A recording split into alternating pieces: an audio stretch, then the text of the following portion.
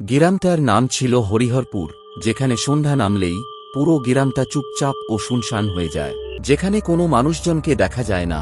সন্ধ্যা নামতেই গ্রামের সব মানুষজন নিজে নিজের ঘরে ঢুকে যায়, কারণ এই গ্রামের মধ্যেই লুকিয়ে রয়েছে এক গভীর রহস্য, যেই রহস্যে পুরো গ্রামবাসী গভীর আতঙ্কে থাকে। আর এই আতঙ্কের মূল ঘটনা ছিল, এই গ্রাম থেকে কিছুটা দূরে ছিল মেন হাইওয়ে রোড।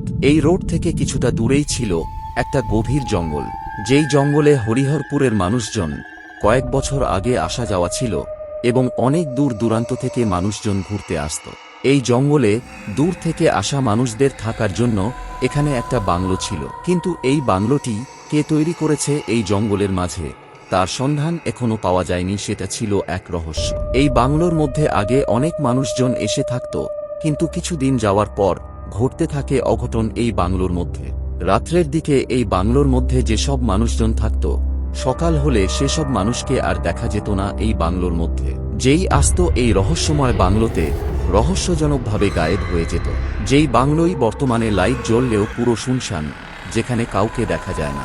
এই সব রকম রহস্যের মধ্যে ছিল দুজন, যারা পুরো জঙ্গলে রাজত্ব চালায়।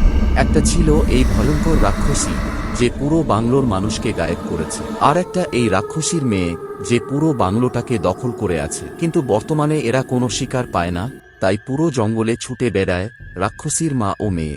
গভীর রাতে জঙ্গলে কিছু না পেয়ে হাঁটতে হাঁটতে চলে আসে হরিহরপুরের গ্রাম। যেই গ্রামের মানুষজন এই ভয়ঙ্কর রাক্ষসীর পেত্নীর মা ও মেয়ের জন্য সন্ধ্যা থেকেই বেরোয় না, সব নিজে নিজের ঘরে ঢুকে যায়।